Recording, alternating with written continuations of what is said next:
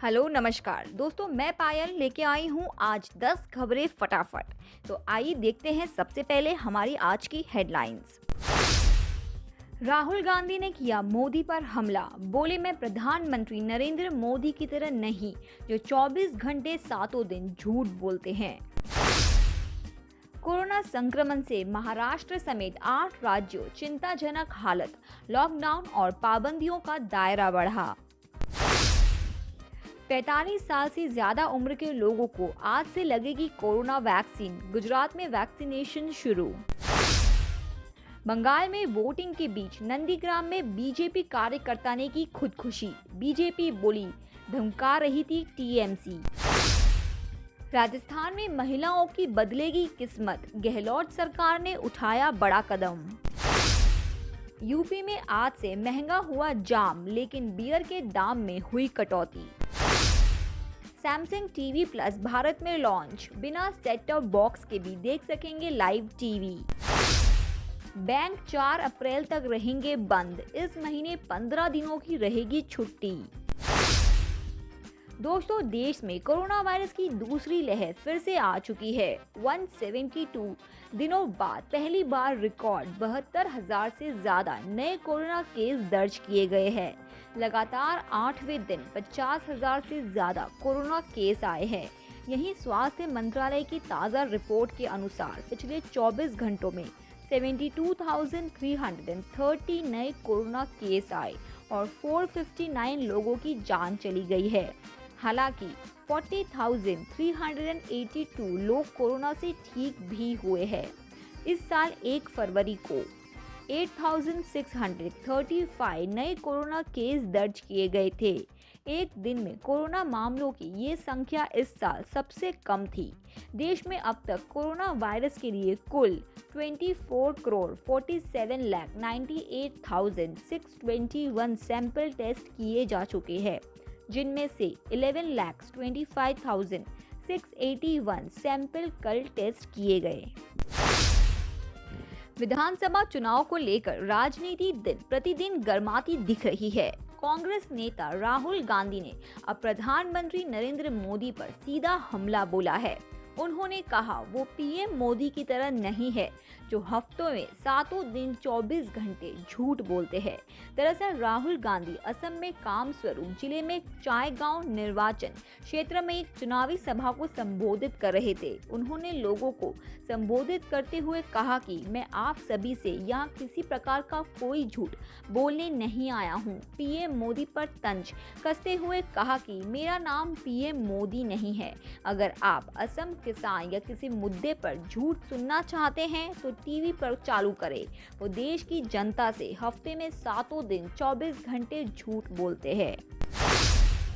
Corona संक्रमण के मामलों में पिछले कुछ दिनों से फिर बढ़ोतरी हो रही है।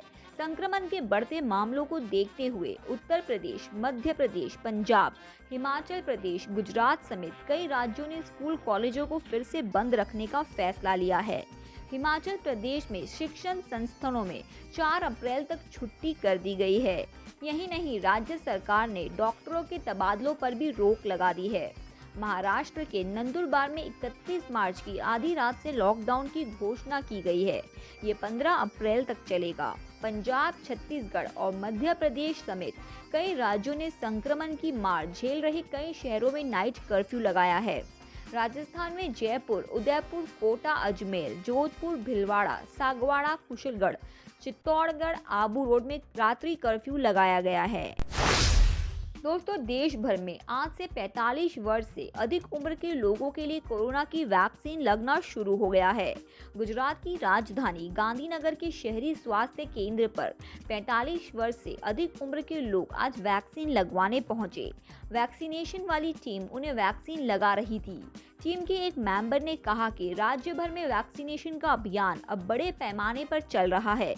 नए मरीज यहां काफी मिल रहे हैं। हालांकि वैक्सीन के आने से अब लोगों को राहत मिलनी भी शुरू हो गई है। गुजरात में इन दिनों सर्वाधिक मरीज सूरत जिले से सामने आ रहे हैं। इसकी वजह ये बताई जा रही है कि यहाँ अभी वैक्सीनेशन की गति धीमी है। एक रिपोर्ट के मुताबिक यहाँ प्रतिदिन 16,000 और हर हफ्ते 1,12,000 और प्रति माह 4.8 लाख टीके लगाने का लक्ष्य रखा गया था, लेकिन ये पूरा नहीं हो पा रहा है। पश्चिम बंगाल के चुनावी दंगल में लगातार हिंसा की खबर आ रही है। गुरुवार को नंदीग्राम में भारतीय जनता पार्टी के एक कार्यकर्ता ने खुदकुशी कर ली है। बता दें कि आज ही नंदीग्राम समेत कुल 30 विधानसभा सीटों पर मतदान हो रहा है। जानकारी के मुताबिक नंदीग्राम के बथुआड़ा में गांव में 28 नंबर बूथ के पास बीजेपी कार्यकर्ता ने खुदकुशी की है। खुदकुशी करने वाले कार्यकर्ता का नाम उदय शंकर है। भारतीय जनता पार्टी का आरोप है कि तृणमूल कांग्रेस के आतंक के कारण उनके कार्यकर्ता उदय शंकर ने खुदकुशी कर ली है। अब पुलिस इस मामले की जांच में जुटी है। पुलिस की ओर से अभी तक कोई बयान जारी नहीं किया गया है। इस घटना के बाद लोगों ने यहां पर वोटिंग का बहिष्कार कर दिया है। दोस्तों, ऐसे समय में जब दुनिया में तमाम देश कोरोना वैक्सीन के लिए संघर्ष कर रहे हैं, अमेरिका की एक फैक्ट्री में जॉनसन एंड जॉनसन वैक्सीन की 15 मिलियन डोज बर्बाद हो गई है। इस सिंगल शॉट वैक्सीन का निर्माण करने वाली फॉर्मूलास्टिक कंपनी का दावा है कि अधिकारियों का इमजेंट बायो इस सिंगल शॉट वैक्सीन का निर्माण करने वाली फार्मास्यूटिकल कंपनी का दावा है कि अधिकारियों को इमर्जेंट बायो सॉल्यूशन द्वारा संचालित बाल्टीमोर प्लांट में वैक्सीन का एक बैच मिला जो गुणवत्ता मानकों को पूरा नहीं करता था, जिसके बाद उसे नष्ट कर दिया गया।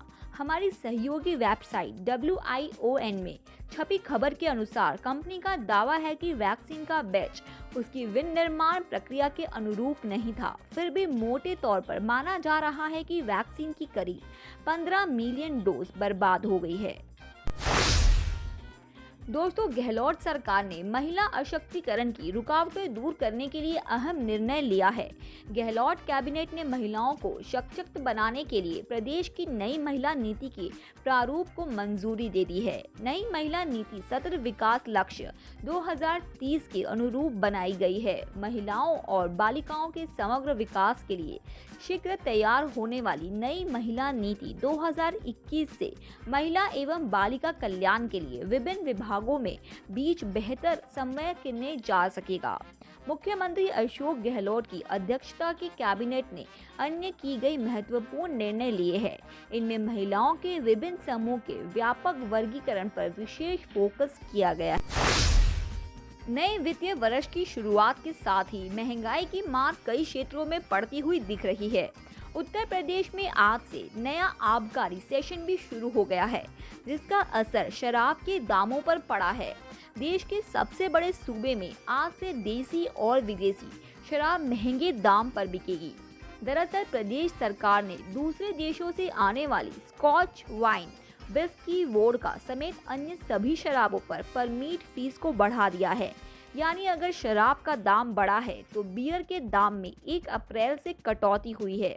नए दाम के मुताबिक यूपी में अंग्रेज शराब के दामों पर 15 से 20% की बढ़ोतरी हुई है। वहीं बियर की कीमतों पे 10 से 20 रुपए की कमी आएगी। बता दें कि यूपी में 1 अप्रैल से 21 वर्ष से कम उम्र का व्यक्ति शराब नहीं खरीद सकेगा। दोस्तों, south Korean tech company Samsung ने टीवी प्लस सर्विस के भारत में लॉन्च की घोषणा की है। सैमसंग टीवी प्लस सर्विस ने यूजर्स बिना किसी सेट टॉप बॉक्स के भी लाइव टीवी और ऑन डिमांड वीडियो देख सकते हैं। सैमसंग टीवी प्लस सर्विस को एक्सेस करने के लिए यूजर के पास 2017 या उसके बाद का सैमसंग स्मार्ट टीवी मॉडल होना जरूरी है। सैमसंग टीवी प्लस ज़्यादातर सैमसंग गैलेक्सी स्मार्टफोन और टैबलेट डिवाइस पर भी उपलब्ध होंगे, जिनका ऑपरेटिंग सिस्टम 0 या उससे अधिक है। सैमसंग गैलेक्सी स्मार्टफोन के लिए टीवी प्लस सर्विस की शुरुआत अप्रैल से की जा सकती है।